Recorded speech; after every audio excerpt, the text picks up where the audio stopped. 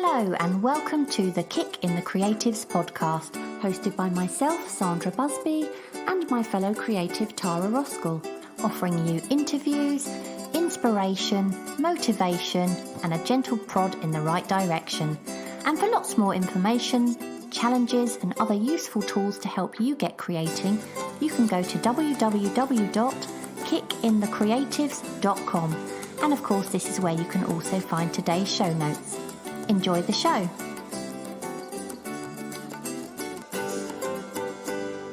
Welcome to today's episode. And today I have a sore throat because we've already been talking for half an hour. Don't tell everyone. No. It always takes us forever to get started, doesn't it? Because we're always too busy chatting. So anyway, today we're going to talk about finding art reference and creating your own. But before we get onto that, as always, we want to say a big thank you to our latest Ko-fi supporters, Marcia Furman and Joanna Brown. Your continued support helps us to keep this podcast going, and we really do appreciate it. And if you can't support us through Ko-fi, there are other ways you can help us. You can share the podcast with other artists, maybe on your social media, that kind of thing. Or you can leave us a review on whatever platform you're listening to us on. All of these things make the world of difference and helps us to keep this podcast going. Yeah, we really do appreciate your support, because not only does it help us towards the cost of running Kick in the Creatives, which helps us keep doing what we do, but it also shows that you like what we do. So a big thank you. So we also want to thank everyone who's been sharing their work for the challenges with us on social media. So I found it really hard to pick, as always, but there's a few names here. Carla Hawke, she's been creating some really clever faces for the Abstract Art April Challenge. Have you seen those, Tara? I'm not sure.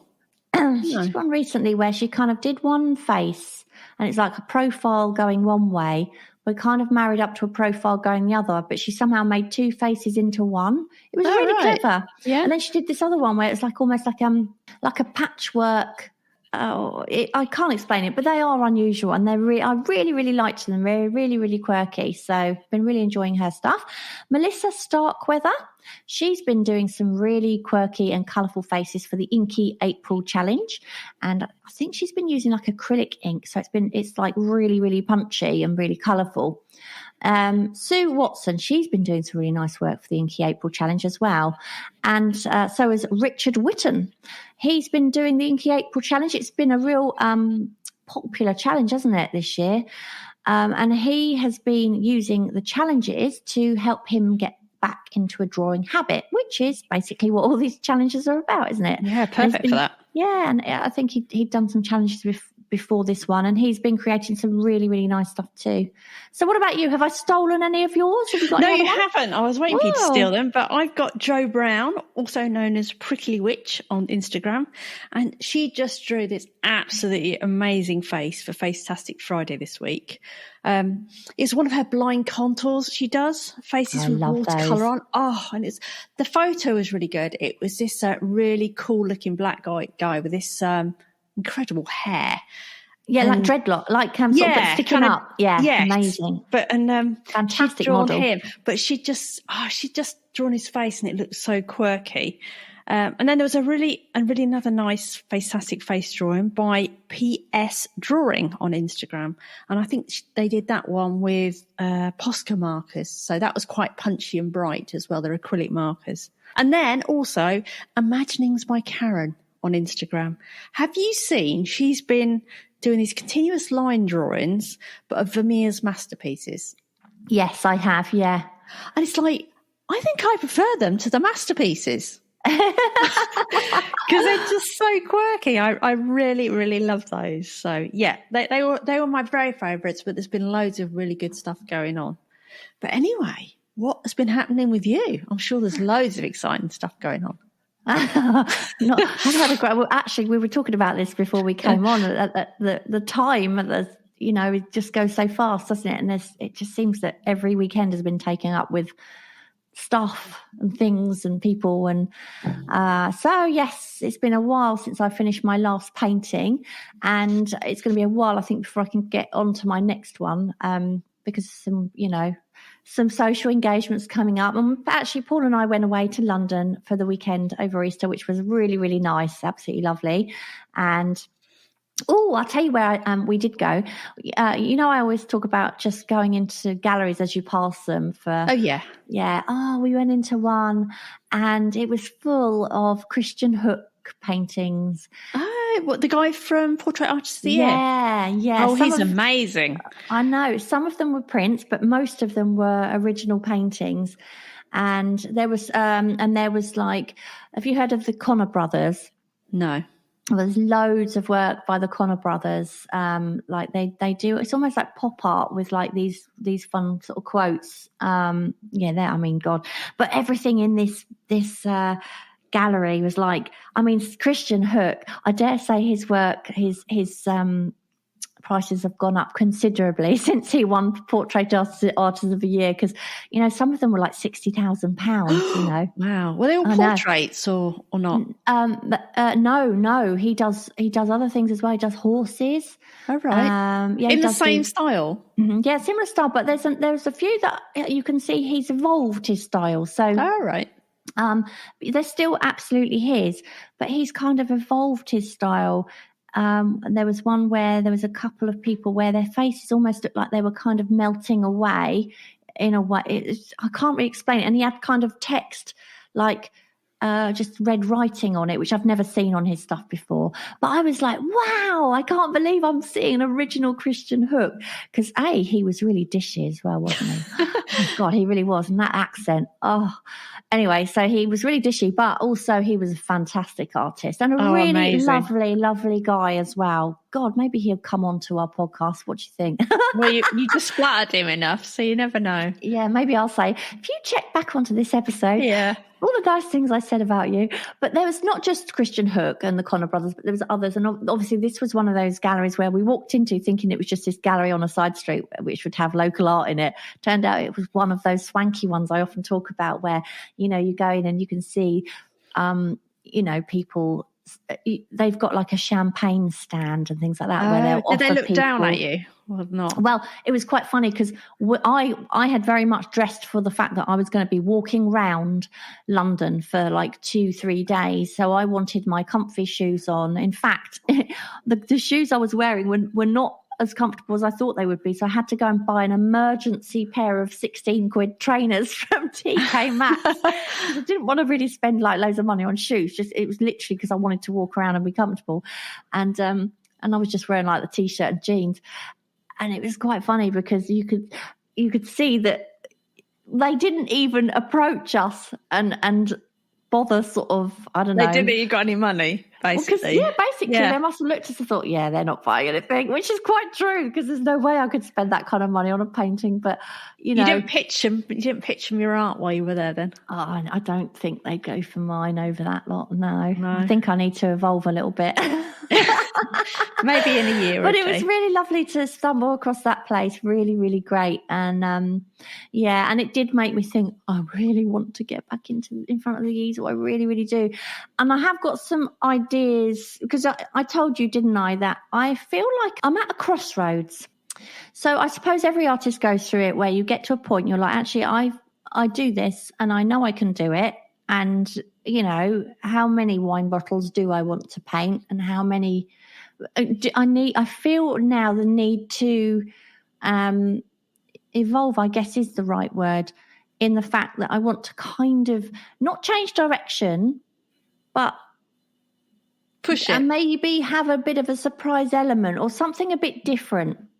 Yeah. And I think that's why I haven't really rushed into the next one, because I feel like this is the crossroads and I need to turn now a little bit. So you're scared to start, aren't you? Well, I don't know if I'm not scared to start. I actually can't wait to start. Oh, I get scared to start things when I'm doing that. I love starting something new. But what I don't want to do is I don't want to suddenly start doing stuff that nobody would recognise as my own stuff, because that's not what I want to do. I want my work to still be very much Sandra Busby artwork, but I would want it to be where I slightly just introduce new elements. I want to evolve slowly. I don't want to suddenly change. Yeah. And I guess for me, it's more about the ideas that perhaps I really almost need to sit down and mind map. Sit down and think, right, okay, I want to figure out a way of doing this. And I have got ideas, but some of those I would be scared to start because they sound incredibly tricky. Do you know what I mean? All right. Are you going to run some past us or not? Well, no. But you can tell me some off air then.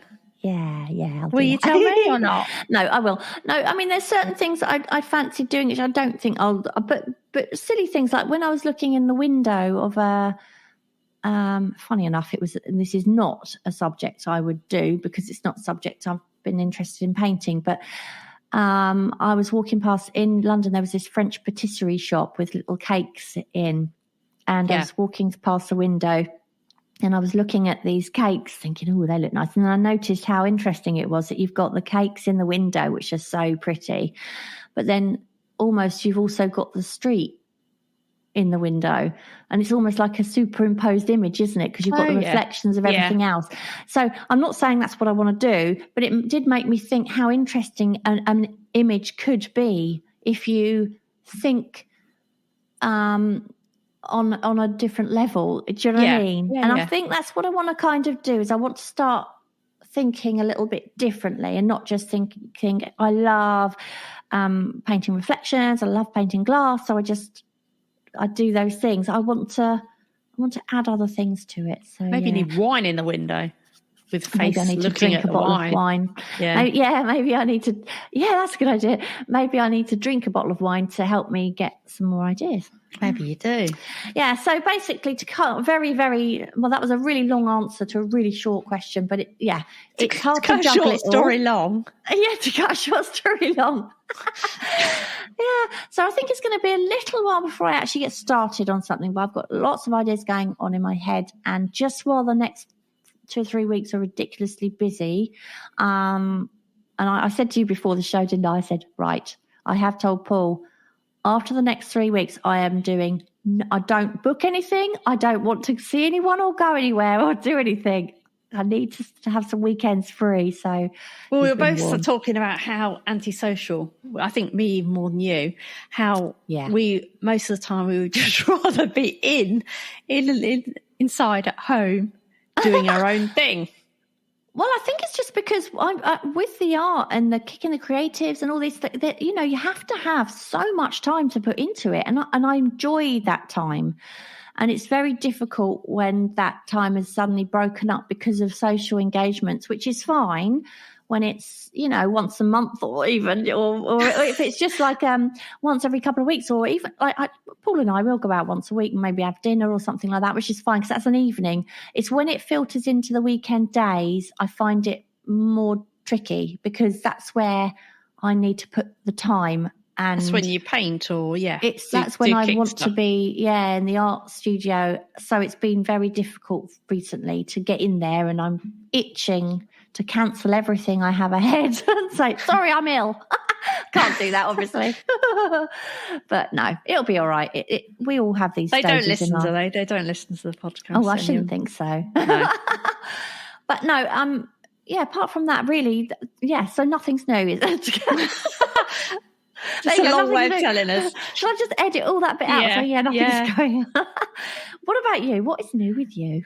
Well, I had a lovely, complete unwind this Easter break, which was just so lovely. And I did a tiny bit of social media, but I didn't relentlessly go on it like I have been. I've been doing a lot of relentless Twittering because of the NFT thing. So that was absolutely lovely. And we actually did go out a bit, which is highly unusual. So we went out with some friends, and then we just totally non-arty things, but we took the dog, because we got the young dog. We just took him around this country show because we wanted him to see all the people, and they had loads of dogs there. So it was just really chilling out. And but apart from that, on the arty side, I've just been continuing with creating art as NFTs. And I was just telling you a bit before we came on air, I was reading this little ebook about selling art, and there's a method in there for trying to get your art in front of more people. And so I want to give that a go as well. I don't want to talk too much about it because it might be completely bomb, or I've got other things I need to get done first. Well, I guess if it works, that would be a good time to talk about it. Yes, I will talk about it if it works. So, well, if it works, maybe we could do a whole podcast episode on that kind of thing, how to get your art in front of people. Yeah, well, if it works as well, we'll get the guy who wrote the book. Yeah, to see if he'd come on, but it might not work yet, so we'll wait and see. And of course, it's not necessarily if the book's right; it's how well I execute as well, isn't it? So, totally, yeah. So a whole lot of stuff, but and I was also, because of reading this book of his, and he talks about how at first you may need to slightly tailor your art towards something, which I thought was a really interesting idea. And I suppose it's obvious, but I hadn't really thought of it. So say, for example, I create faces and they're a little bit weird. Yeah. Yeah. Well, I might push that towards a sort of genre. So I could push that towards science fiction. Yeah. Or I could push it towards, I don't know, I can't think of anything else offhand, but do you know what I mean? I could, or comic books, or, and he was saying, you might need to just push your art a little bit in one direction just to get it kick-started. Yeah. So, I might have a go at that. Oh, it'd be interesting to see, how that pans out and how you find it. Yeah, we'll see. Yeah. Anyway, so I assume nothing else is new with you? No? Not that I can think of. No. Okay, so we might as well get on to today's topic then, finally, after about, 20 minutes of glittering. So, we're going to talk about finding art reference and creating your own art reference. And for me, I don't know about you, Tara, but I much prefer creating my own reference to work from. I suppose it's different for you because you work from faces, but, for me as a still life artist, whether it's from my imagination or from sketches I've done or from a still life that I've set up and I've made or a photo I've taken of my own personal things, I prefer creating my own stuff. And I also prefer the stuff, for want of a better way of putting it, to be things that relate directly perhaps to me, whether it's that crushed Coke can that was on my table after a gathering we had and was going to go in my bin, or a wine bottle I've drunk from, or do you know what I mean? Yeah, I do. I don't mean drunk from directly. Yeah, I do use but a you glass. Probably have. I do use a straw. But anyway, so that's how I like to work. And do you know what? It would be so much easier for me to find high quality reference photos on, one of those copyright free sites such as, Unsplash or Pixabay, something like that. And they would be far, far better images than any photo I could ever take. I mean, I'm definitely no photographer.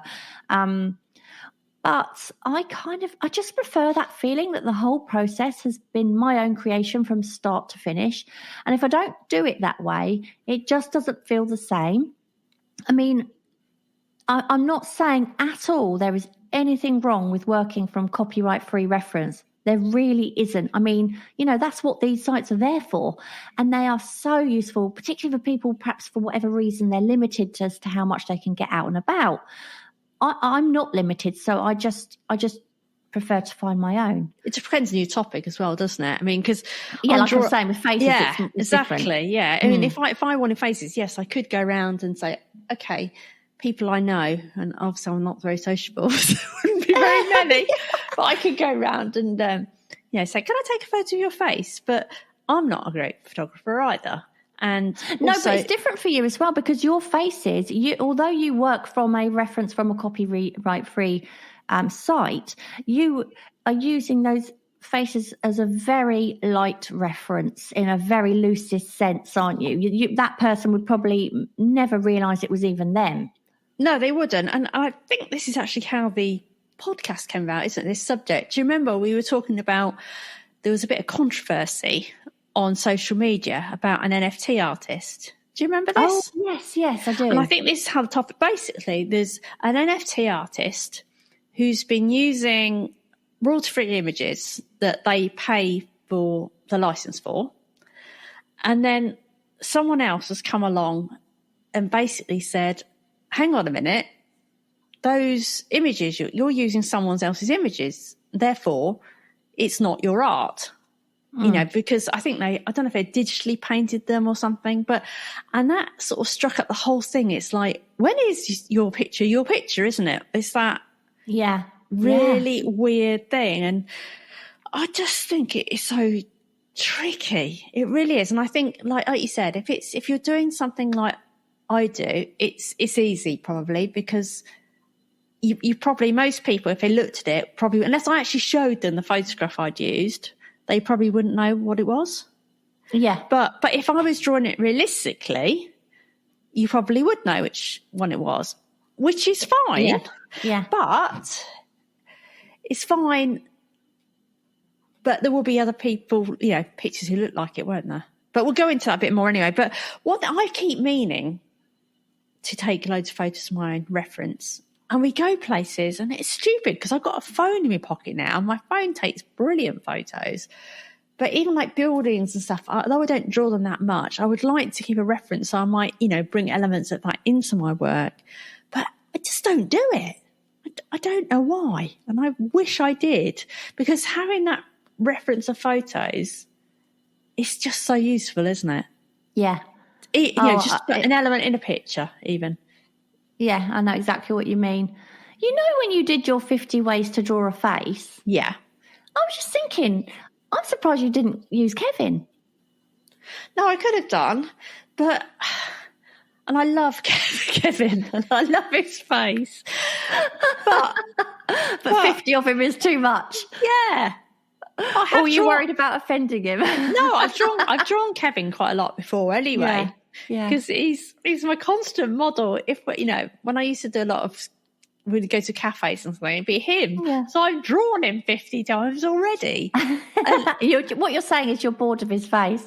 Yeah, basically. Poor Kevin. No, but do you know what I have this real problem when finding faces, and this is one of the problems I think with anything, reference photos or taking your own. It's finding that perfect face, because I feel like I really need to be drawn. Yeah, maybe expressions would be it. Maybe you could take 50 photos of very different expressions of Kevin. Kevin? No, like pulling stupid faces. No. But you have to find that one. Yeah. I don't know about you, but if somebody just gave me any old face, I probably wouldn't want to draw it. So, totally. I totally get that. And that's the same with anything. It can be, I mean, you know, I like painting marbles, but somebody could give me a marble. I'll go, no, that just doesn't. It's not the perfect marble, yeah. It's not a marble I want to use. And it's just a marble. But there are some marbles I'll look at and think, that's the one. Yeah. That's the one. It's interesting, isn't it? But it can actually take you longer to find a reference, I find. Perhaps not the way you paint, but for me, I could spend hours looking for a perfect face. Oh, totally. And I could have drawn one in the time it took me. Yeah. Yeah. But like what you were saying about having a photo, you know, everybody, haven't they? They've all got, most people have got phones in their pockets. And if you see something interesting, you know, take a photo of it. I remember going into I think it was an Indian takeaway once, and they had like this long fridge full of bottles, and they were just clear, like water bottles. But I thought, that looks so good. And I just went up to the fridge and I took a few snapshots of these bottles. And I still, to this day, I still have that photograph in my inspiration folder on my iPad. Do you know what? That would be perfect, because you could actually have the face of someone going to get a bottle out of that. I don't know if I took it in that right kind of way to do that, but it's possible. I could do something like that. But but I was sort of, when I was looking at this photo, it was more about, I thought of cropping it in a certain way. I wouldn't take a snapshot and say, okay, now I have that, and that's good. I'm going to paint that photograph as it is. You know, it would have been one where I've looked at and thought, just that bit of bottle there, and next to that sort of bit of bottle there, and you can just see this behind it, you know. So, but you know, what I was saying about having the photo on my iPad, I've got a folder on my iPad called Inspiration, and that is where I file those kind of photographs. And then that way, when I'm looking for things to paint, I've got a starting point. You know, I might not choose to work from any of those photographs, but they could still give me ideas for a new painting, even if it's not to paint that absolutely that image. It's like, oh, I really like how those bottles look. And they're just water. They're not wine. They're not green. They're this, and they're against this blue or orange background or whatever. And maybe I could set something up like that myself to make it an image that works for me. So, yeah, take photos. Don't forget to take photos. Whenever you see something, don't just walk past it. Take a photo and save it in an album. Yeah, we used to go to France a lot, and I must admit I used to take loads of photos of buildings in there. Yeah. And I have used those photos a lot. I have drawn them, I've sketched them. But I just don't do it here. And yet we've got beautiful buildings in this country, haven't we? Yeah, I know you're not into drawing buildings, but no. I do actually quite like doing stuff like that. And things like that are just so easy. Even if you go in a bit of detail, like, you know, a window, a door, stuff like that is lovely to capture as well. Well, in London, you know, we were walking across the Thames over the bridge, and you know, I was looking across and I took a few snapshots actually, and you've got in the distance, you've got the walkie-talkie building, you've got the Gherkin, and you've got all these, you know, the Shard and all these like high-rise reflective windows and extremely modern buildings. And then, you know, amongst them you've got St. Paul's Cathedral, and you've got these amazing, incredibly old buildings that are so in such contrast to the modern ones, and that kind of old and new together is so fascinating. Do you know what I mean? Yeah, I guess you could use that as a concept, even if you weren't going to. Yeah, but just I'm not one to want to paint or draw buildings, but I can appreciate that actually places wherever you go, whether it's an old building or a brand new modern kind of building, there's something for everyone, isn't there? If that's the sort of thing you like to draw. Yeah, I mean, the buildings in France, I remember that in front of one of them, it had these plant pots, these freestanding plant pots. And I just went in close and took a picture of those. And if you weren't walking with a camera thinking sort of arty-wise, you probably wouldn't even notice them. Yeah. Because they weren't filled with amazing plants or anything like that. But stuff like that, I mean, I've drawn those a few times as well, even though that's not really my thing, just as sketchy little things. Yeah. But just to capture those things, you could even bring those into another drawing you're doing.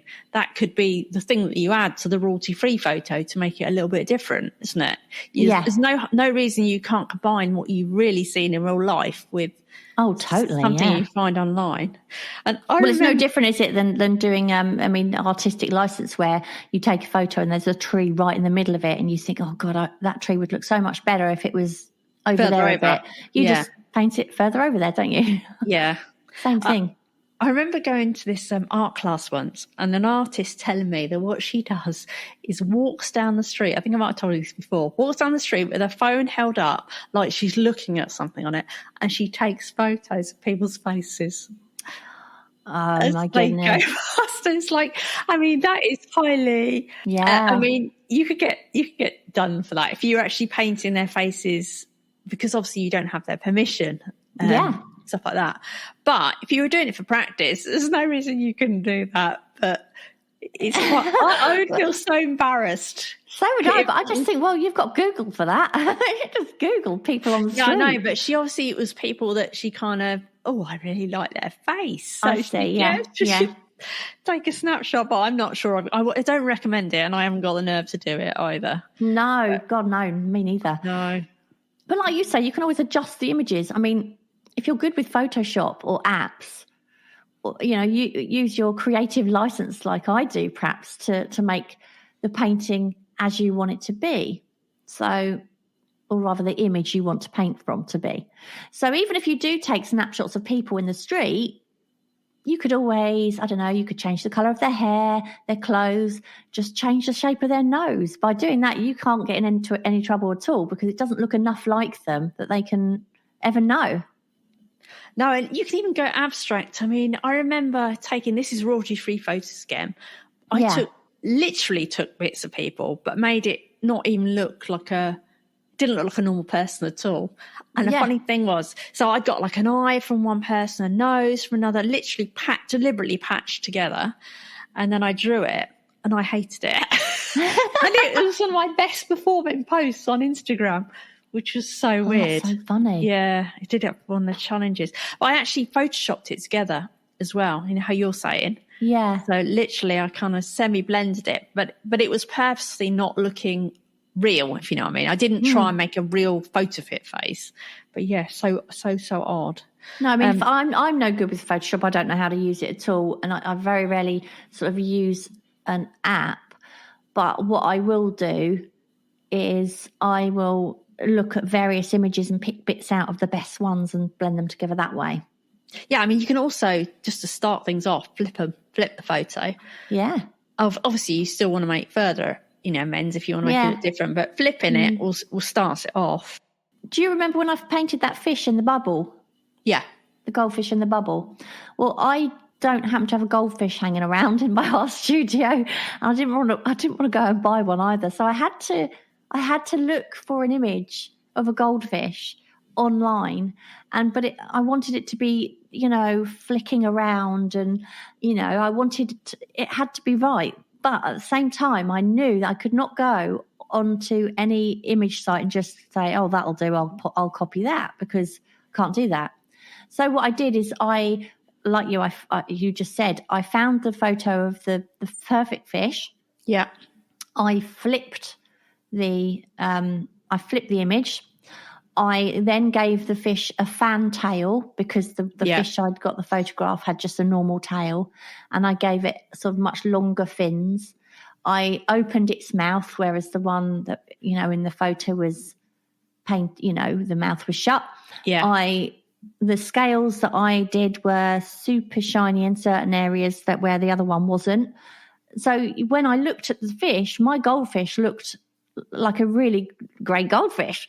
But you would not have known really that fish was from that particular reference. You kind of go, yeah, there's a fish in a similar position, but you'd never think, oh yeah, that she's painted that from that. And that's how it's fine to do that. That's not a problem. So the open mouth you did on that fish, did you find another fish with an open mouth? Yes, I did. Yeah. Exactly that. Yeah, because I wouldn't know how a fish looked like with its mouth open. And actually, even the one I did use was still from a copyright site just in case. But yeah, when you put the two side by side, you wouldn't think I'd use that fish. It could have been any fish, Yeah, and I think if you are going to sell your paintings, it is better to be on the safe side, isn't it? And maybe change up just a little bit. Yeah, but you can't, unless you've got, I'm not somebody who, if somebody said to me, here you go, draw a giraffe, some people just seem to be able to do these things from their imagination. Well, I am not, I like a giraffe, but I still need to have a reference to do an accurate depiction of a giraffe. I'd have to see one, I'd have to look at it, and I'd have to draw it from looking. I wouldn't just be able to pluck one out of my head and go, there you go, there's a giraffe. And it's the same with anything, same with a fish. I've seen millions of goldfish in my time, but to draw one, I could draw a goldfish now and paint a goldfish, no problem. But if I want to draw it flicking to one side, I'd need to think, God, how would their fins then move to do that? And do you know what I mean? You still got to then... Yeah, just drawing something. I mean, you could draw a face without looking at any reference. We could all do that. It wasn't very good, though.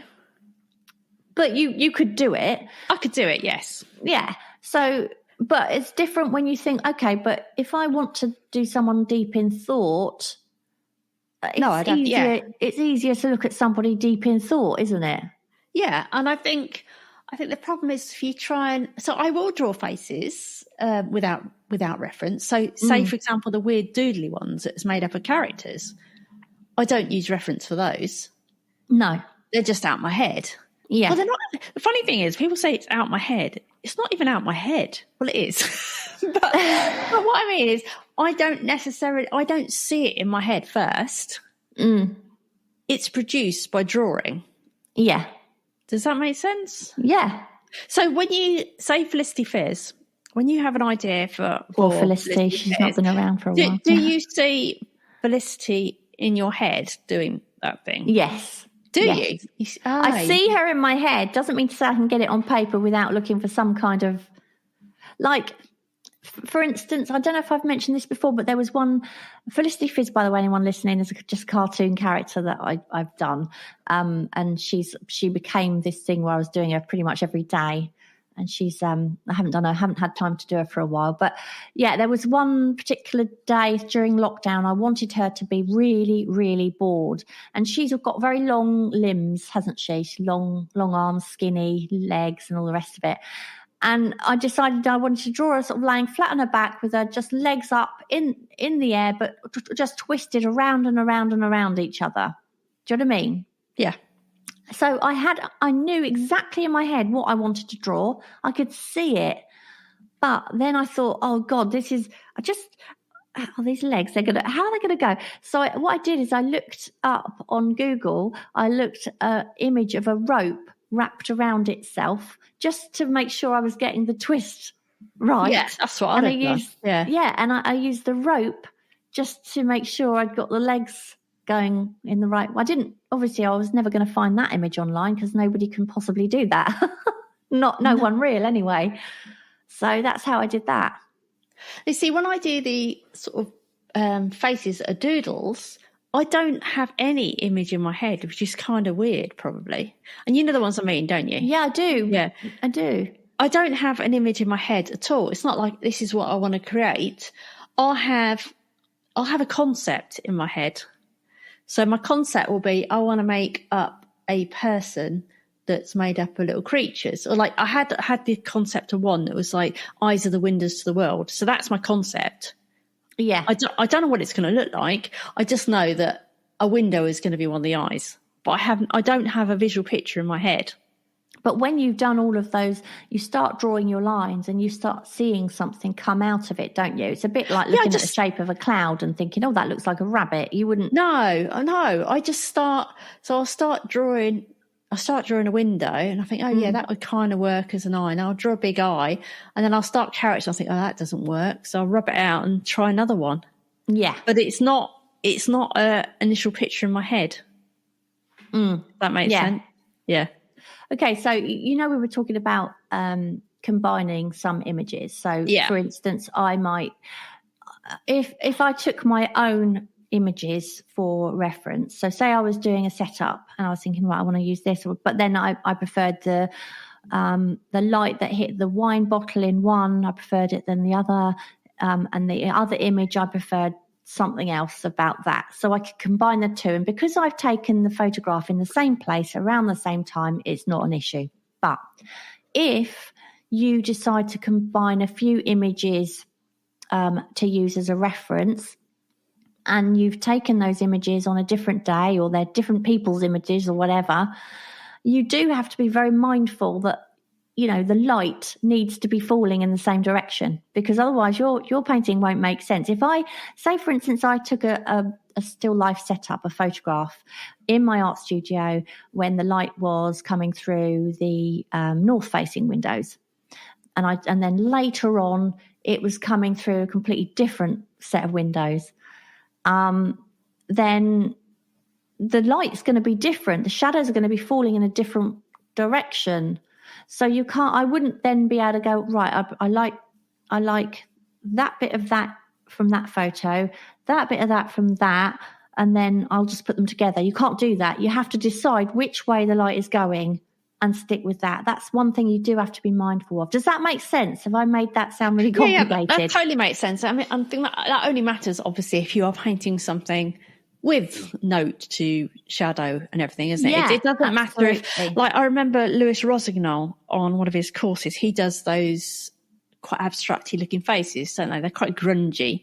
Yeah. And he says he combines faces, but his don't really have shading of such. They have shading, but it doesn't matter about the direction and stuff, does it? Totally not. So, no, not if it's a flat sort of, if it's like a cartoony thing or anything like that. No, not at all.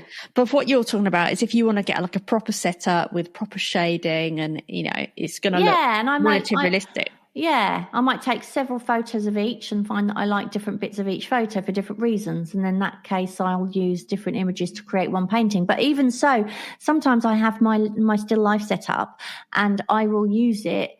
I will have the life set up in to refer to as well. So I'll have the photos, and I will also have my still life set up to actually look at, to study more the colours and the depth and things like that.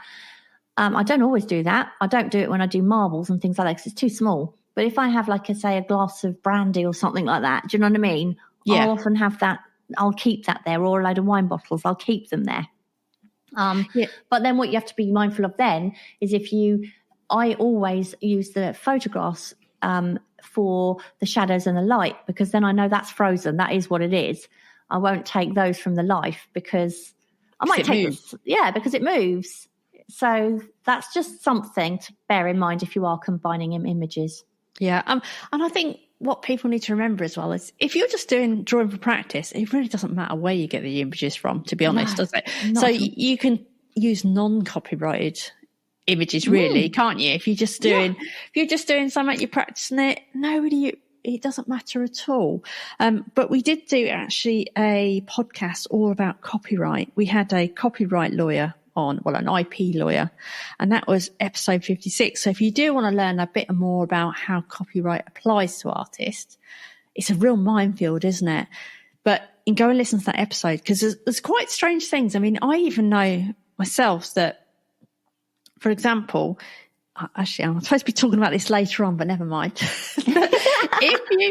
If you say, for example, go onto a royalty-free photo library and you see a face you really like, and if you can imagine, say somebody's been on holiday to, I don't know, it's India or somewhere, say, and they've seen this person who's got like an amazing face, and they've taken a photograph of them, and the person may well have, given permission that they can take their photograph, but they don't actually really have permission to upload that person's face to a website, and they haven't given permission for people to use it.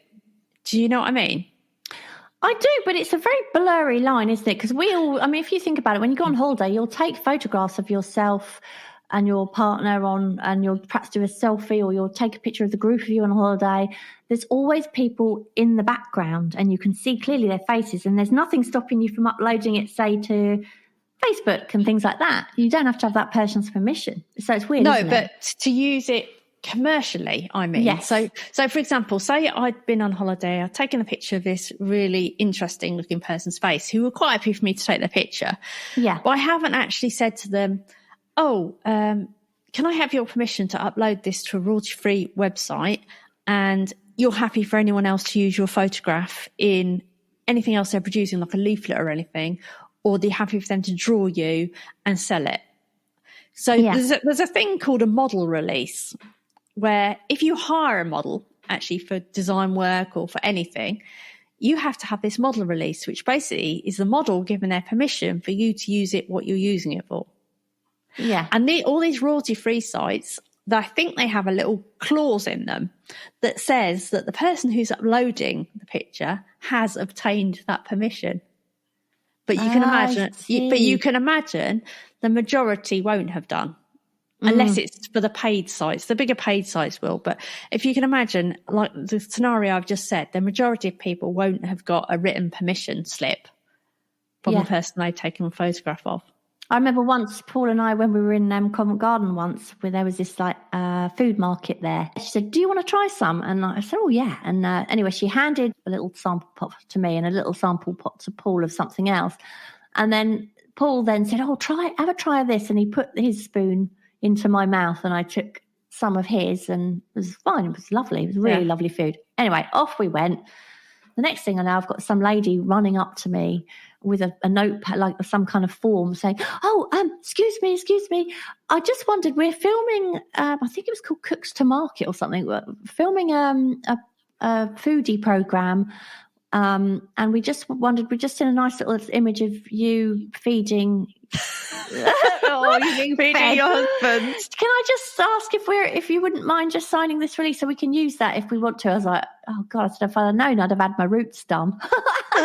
Anyway, so I did. I signed it. Anyway, never thought anything of it. Paul and I both actually like cooking programs. I hate cooking, but I really like things like MasterChef and all that. I love watching things like that. Just so happened one day we Paul said, "Oh, there's a program on like people having a competition on market food." Oh, yeah. And they're cooking their own food for the market. And he just sort of flicked onto it. And literally with no word of a lie, within 2 seconds, it was Paul and I on the telly. And him shoveling food into my mouth. It was so fun. I was like, oh my God, I forgot about that. So we actually saw it, which was really funny. Yeah. But there's your model release. Exactly. They've had to get permission to use that in a commercial sense. Yeah, they have. There's one more thing I would say about royalty-free sites if you're going to use them. And that is if you're not using the free ones, if you're using there's some where you pay a few pounds or dollars or whatever, then if you are going to use a photo off there, obviously you could just download or draw it off screen. I would actually pay the fee to do it. If I was going to use it commercially, that is. But obviously if not, don't worry about it. But yeah, I think that's it. I think and you have to take into account though, like I said earlier, that I like working from my own reference from start to finish. Yeah. What you've got to take into account if you do use reference free, copyright free sites like Unsplash or Pixabay or whether you and if you do pay for a license or whatever, what you need to remember is that if you do use a free photo online, the chances are that there'll be other artists that have done the same thing. So there might well be lots of very similar drawings to yours out there. And personally, I think it's actually really nice to be unique. That way, you know that nobody else has done the exact same image. Or, as we said before, change the image, change things around, play with the colour. There's a lot you can do that makes someone else's reference become as much your work in the end as theirs by changing it up, Yeah.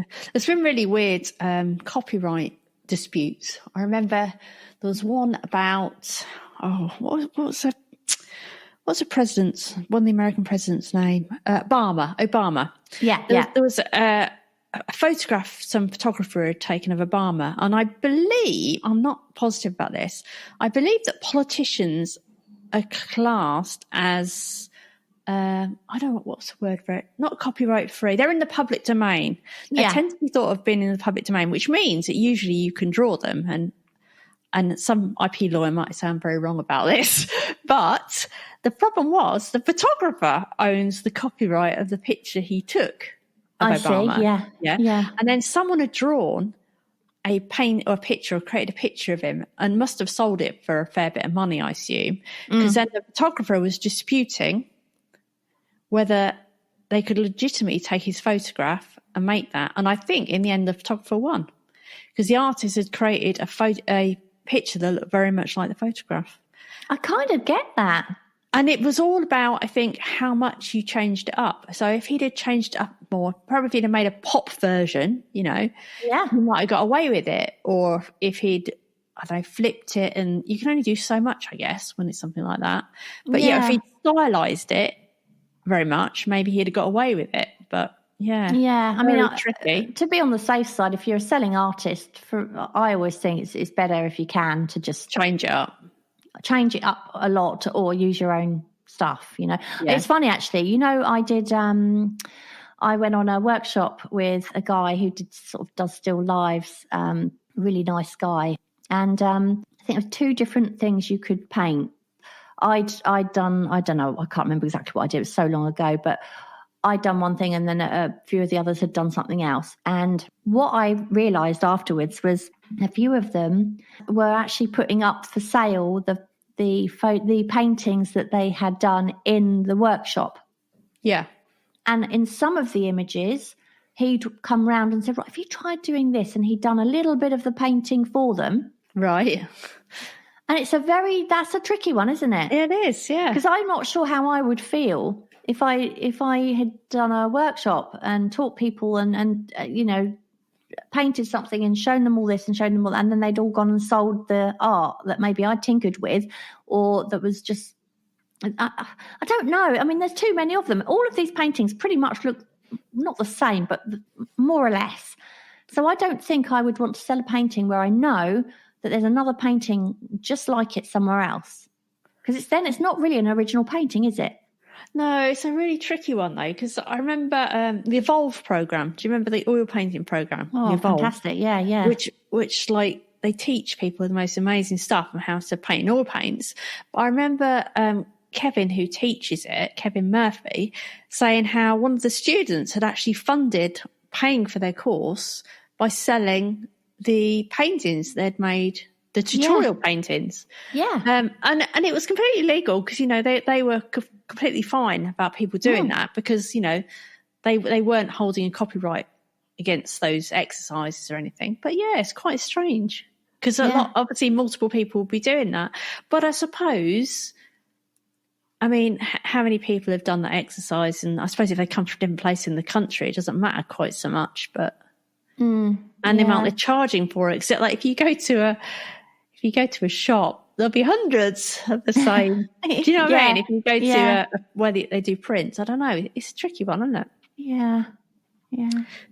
Going back to what you were saying about faces and things like that, and worrying about people, you know, copyright and all that. Yeah, you can just ask friends and family, surely as well. The other thing as well is even if you're worried about, say like you like drawing buildings, and you've used faces, but say that somebody out there loves drawing old rickety old buildings and things like that. Maybe you have got family who've not long been on holiday to somewhere like Spain where there's loads of, you know, those sort of derelict stone buildings in the background and things like that. You can ask them to say, look, I love that. Can I paint it? Ask if you can see their holiday photos and see, or it might be that you love someone like perhaps Roving J from our group. She did a whole beach bum series, didn't she? Oh, yeah. And they were amazing. And, you know, somebody like her, if she hadn't been on holiday and been faced with loads of bums, then she could have always said, you know, has anyone got any holiday photographs that I can have a look at sort of in the swimming pool photos and get some bum reference? You can imagine sending your friends, when you're on holiday, could you take some pictures of some bums for me, please? Yeah. Do you know what I mean, though? So there are other ways around it. If you're worried about it, don't be afraid to ask your friends and family, have a look at their holiday pics and say, you know, I really like the look of that. Do you mind if I paint that, you know? And do you realise Roving J is why I never wear a bikini? Well, in case she's creeps up behind you and starts taking photos. Anyone like her is taking pictures of my arse. I'm sure it would sell for millions. I'm sure it would, yeah. That Christian Hook would probably want to draw my bum, wouldn't he? Oh, he could make anything look amazing. Oh, thanks. Yeah. You said my bum doesn't look amazing. So if you work from someone else's images, you know, it is nice, obviously, to give credit to the person who took the photograph, even if, you know, you work from a copyright-free image. It's like Unsplashing that. You can say thanks, can't you? There's an option to say thank you. Yeah. And I always think, you know, you're not obliged to, but I do think it's actually nice to do that. So don't forget to do that if you can. I tried to do that on my 50 Ways to Draw a Face, actually, but I couldn't find the person on social media. I found someone who sort of had the same handle as they did on one of the, you know, the photo sites, but it didn't have anything to do with the photography on there. So I thought, well, I don't know. I don't know if it's them or not. Oh, okay. Oh, that's so normally they do, don't they? Yeah. But also, there's a site, isn't there, called, you've heard of this one, called Paint My Photo? I have, yes. Yes. And that's one where people have purposely uploaded their photos without copyright restrictions for artists to draw. And that is pmp-art.com. And I guess the only problem you're going to have there, again, is they may not have actually got permission from the person if you're going to draw faces. Yeah, so you do have to be a bit careful. Yeah, but I think really for what we're thinking about, it's probably too deep to think like that. I think we have to assume that permission has been granted as they're on those royalty-free sites. Absolutely, yeah. And it's like you said earlier on, I think you just need to, if you're practicing, it really doesn't matter. Whatever you do, you can look up anything and it doesn't matter. If you're just using it to practice in your sketchbook, you don't need to get a copyright-free image. Just use anything. You just don't need to, you don't want to be selling it later on.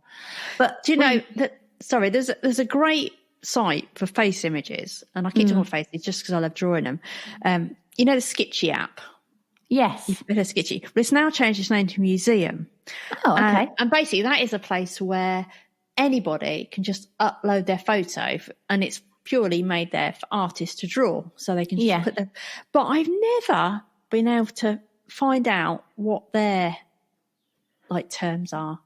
Because I've looked on there and you assume that someone's obviously put their face up for someone else to draw, but I've no idea if that means, oh, you're welcome to draw my photo and sell it, or what? Yeah, I don't know.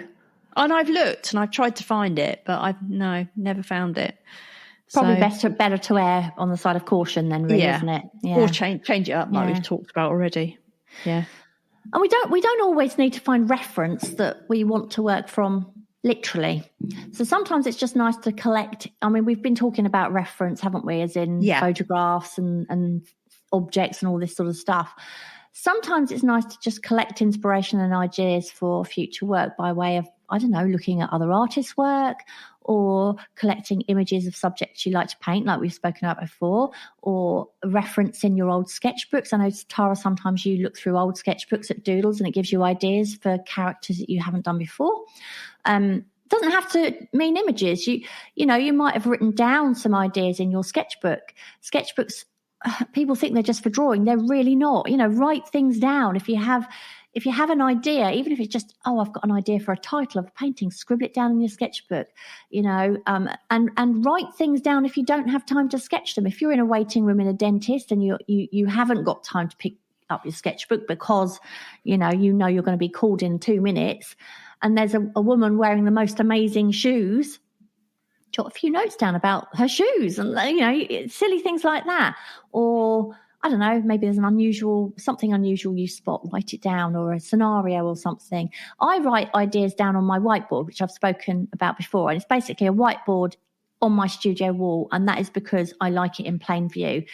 And that's just as useful as any images to me. In fact, for me, I think sometimes that actually works better because then I don't have a fixed idea in my head. Like if I had an image, I'd be looking at that and that would then be fixed. It's like, you know, when you go shopping for clothes and you've seen something somebody's wearing, I really want to find that. And because you've got this fixed idea, you can't find it. Whereas if you go, I really want a pair of dungarees, there's 100 different pairs out there and you'll find some because you're just saying the word dungarees rather than I want those ones. Do you see what I mean? You're in the market for some dungarees then? That'd be cool in my studio. I could look like a real artist wearing dungarees. But, you know, without having a fixed idea in my head, it means my imagination then plays a huge part in my final setup because I've had to think about it instead of just seeing it and then doing it. Do you see what I mean? Yeah, I used to do something like that in graphic design. I remember you'd have an idea for a concept and the old marker artist used to do a much better job of this because if you can imagine, say you had a concept, I don't know what the concept would be. Well, say you were going to have a picture of some wine bottles, for example, and that was going to be your concept with some text on it. Now, a marker artist could quickly sketch in an idea of some wine bottles in a fridge. Yes, let's say, for example.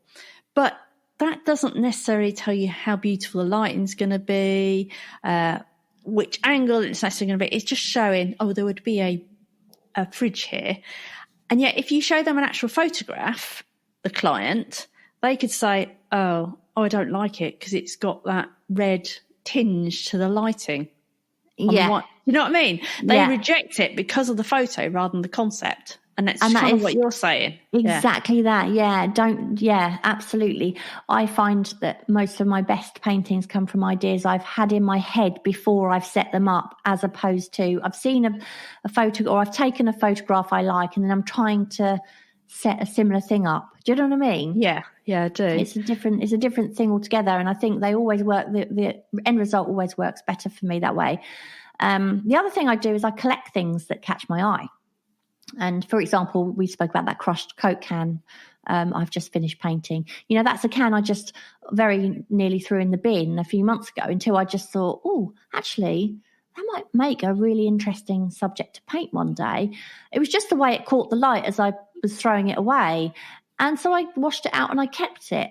But it could be anything. It could be a scrap of material, or it could be a beer mat. It could be an unusual bottle, something you notice that just inspires you for later on. And I've got a whole cupboard just for things like that in my studio. And in fact, the rooftop bar that Paul and I had a drink on over the weekend, most expensive bar on the entire planet, which we didn't realise till we paid the bill. But anyway, the bottle of beer that I bought it looked like a mini wine bottle, but not like a really crappy one. It's not like a boring one. It was like it was a green beer bottle, but it looked more like a wine bottle, and there was something unusual about it. So I asked the barman, I said, "Can you wash this out, please? I want to take it." And he must have thought, why does she want to take it? But of course, I've got it, which is now in my cupboard. So that's another way of collecting reference. It's not all about taking photos and sketching things and things like that. Look at things. If you're allowed to take it and you're not stealing it, take it. Take leaflets and pamphlets and things like that. Tear things out of magazines. I mean, you do this a lot, don't you, Tara?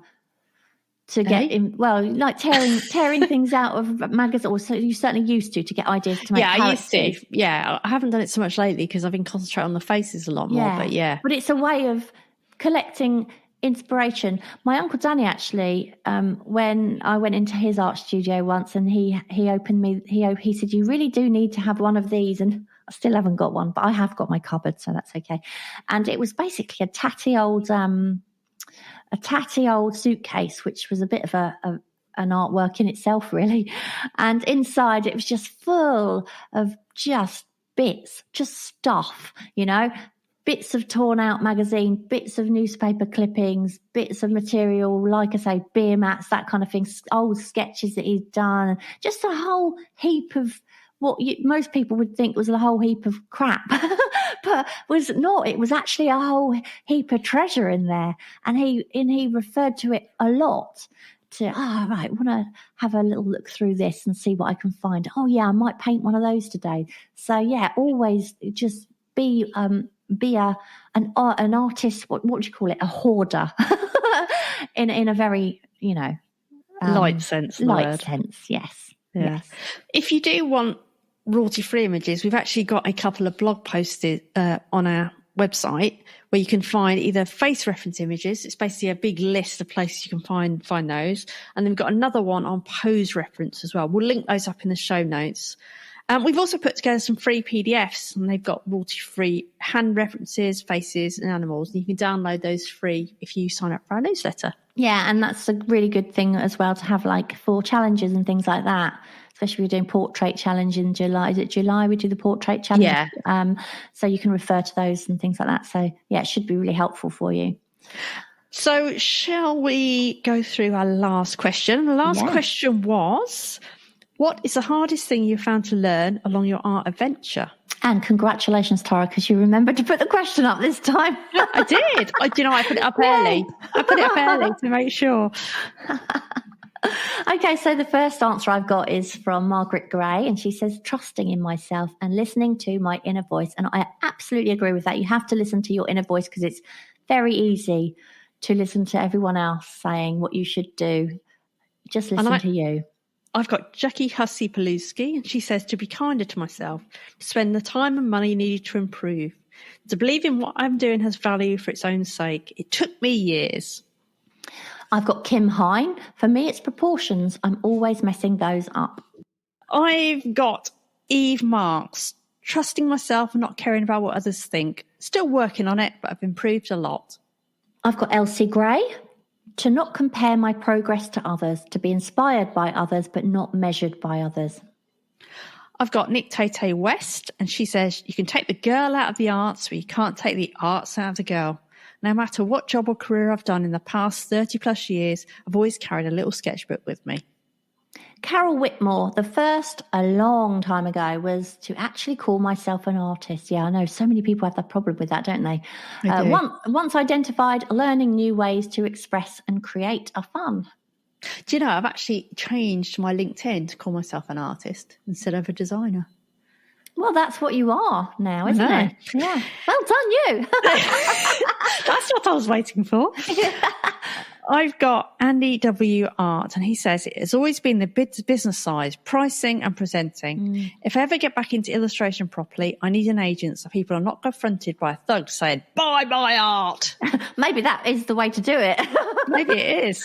Maybe that's what we should all be doing. I've got Michael Beckett. The hardest thing I have to deal with is colour. Being partially red-green colourblind, I have to rely a lot on colour theory and pick colours using a formulaic approach. I avoid any media where the colour is not written on the label. When I paint, I work off my reference in graphics software, so I can use the eyedropper tool to figure out what colour something is. Oh, that's clever. It did get somewhat easier once I made the revelation that value is way more important than colour. Still, colour remains intimidating for me. Most art teachers I've had don't know how to deal with art hacks like me, so I've had to figure it out on my own. And yeah, it's funny, I often wonder how Paul sees my art as he's red-green colourblind. So when I painted those green bottles, I think, well, how are you sort of, I don't understand how you see it, but it's quite right, Michael. If you think of it as a grayscale, as long as your tonal values are accurate, then colour is almost irrelevant because the painting should still work anyway. And sometimes actually using colour in a different way like that can make a piece of art more unique. If you think about putting a photo of something in black and white, as long as whatever colour you use, as long as they're making the same tones, yeah, it should work. Interesting. It's funny because we were walking the dog the other day, and obviously I know dogs don't do art. But you're not very good at training your dog, Tara. No, but it's really funny because they see way less colours than we do.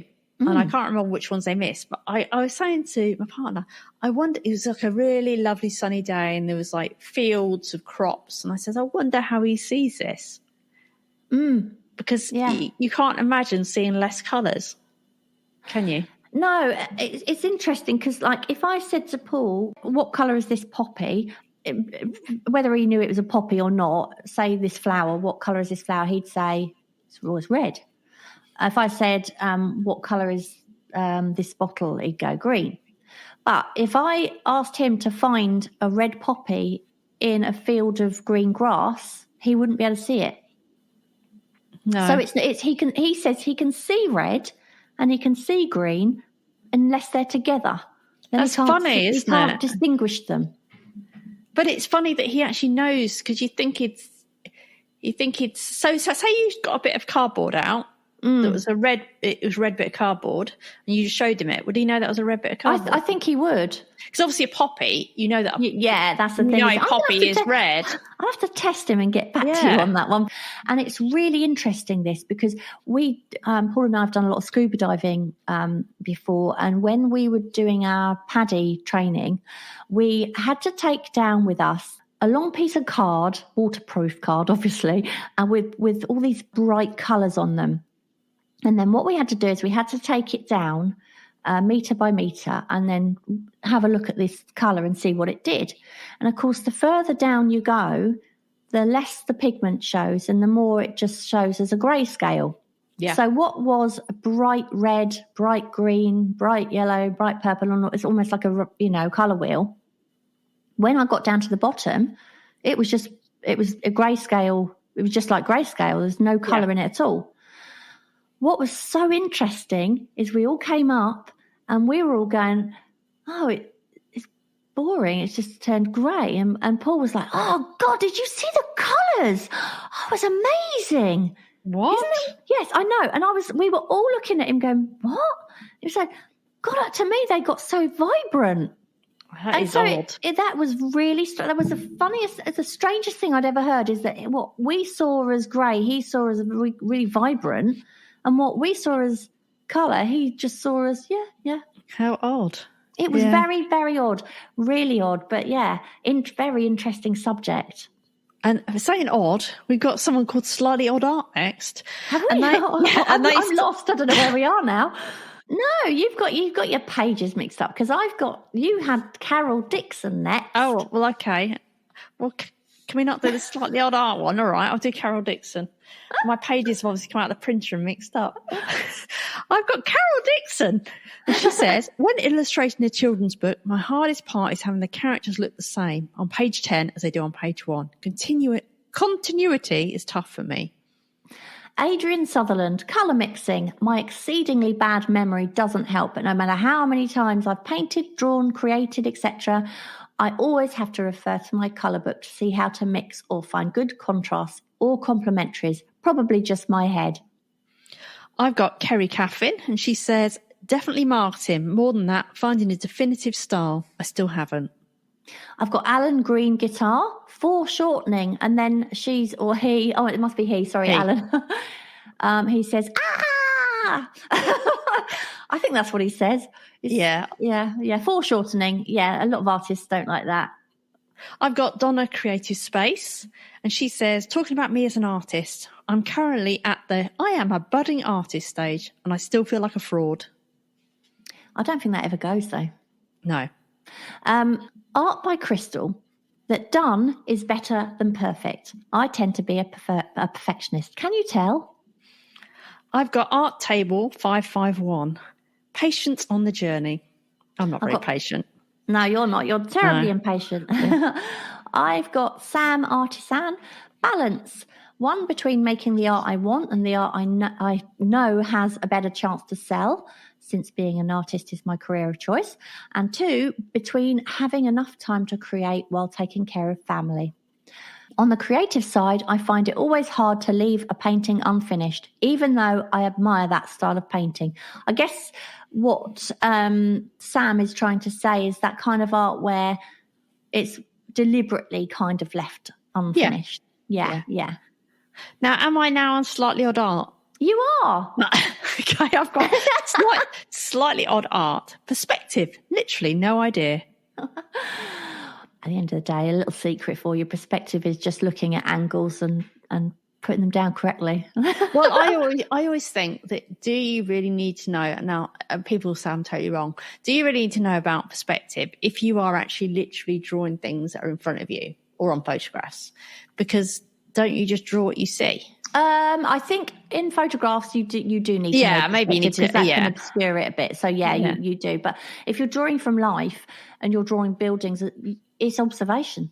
It's just observation. That's all it is. And you don't actually need to know the theories. The theory behind it. You just look, and as long as you look and you get it right, it's fine. But things like photos, they can distort perspective. So that's where it gets a bit more tricky.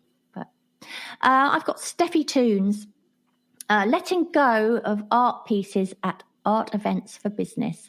And I guess she must mean selling then. Yeah, I would have no trouble with that. Like, no, I haven't got much trouble with that. Take it. Give me money. Such a sellout, eh? Mind you, the only thing I've ever thought about that is one day when my kids are, I'm dead and gone, and my kids are looking through all my art, it'll just be the stuff no one wanted. And all the good stuff would be out somewhere else and they'll never see it. They'll have it digitals, won't they? They'll have everything digitally. I guess, yeah. I've got F. Hackett, transitioning from pen, pencil, paper to Procreate. All the digital artists I admire on social media make it look so easy. I've got Ernstein Arts. Watercolours. It's not even a question. I started out with watercolour classes when I was 9 and took numerous classes after that and never got to where I wanted to be with them. I admire how other artists seem to have a technique that looks loose yet controlled. I've got M. Flockton, not putting pressure on yourself. Baby Duck 23707, not having to make perfect art. So we have a brand new question for you, which is, what do you do to keep yourself motivated and interested in your own work? So what do you do to keep yourself motivated and interested in your own work? Okay, you're not going to ask me the question. That's all right then. No, Tara, what do you do? I know what you do. I know the answer. Yeah, you do, don't you? What do I do? Just keep on and on trying to change it. Trying to experiment. I know, it's bad, isn't it? Yeah. And I wish I didn't. Yeah. As always, you can tweet us your answers to Kick Creatives or let us know in the Facebook group, which if you haven't already joined, I highly suggest you do. We'll put the question up there and also on the Facebook page and, of course, on our Instagram, which is Kick in the Creatives. Yeah, we hope that gave you the kick in the creatives you needed. Don't forget to pop over to our website at kickinthecreatives.com to find out how you can take part in some of our upcoming creative challenges. And of course, there you can also subscribe to this podcast so you never miss an episode. And if you're enjoying the podcast, we'd be so grateful if you would leave us a little review on iTunes or whatever platform you listen to us on, or even just a star rating if you don't have much time. Yeah, and don't forget to check out and subscribe to our Kicking the Creatives newsletter if you want to keep up with all the challenges, the podcasts, and the news that's happening. Yeah, we also have YouTube, but to be honest, we haven't really kept that up very much. If you want us to get back onto YouTube, you know, let us know. Let us know your thoughts. Don't forget, if you enjoy what we do and you'd like to help support us here at Kicking the Creatives, you can support us by buying us a coffee, and you can find the link on our website, and we'd love it if you did. So anyway, that's it for today, and we will see you again soon. See ya. Bye. Bye. Thank you so much for listening. We hope you enjoyed the episode, and if you did, perhaps you'd like to share it and leave a review for us on iTunes. Back soon.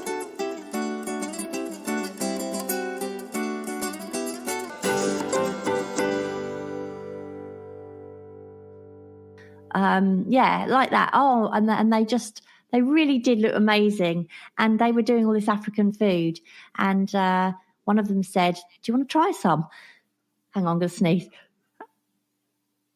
Excuse me. So delicate. That's so delicate you. compared to mine. Well, that's normally you that sneezes, not me.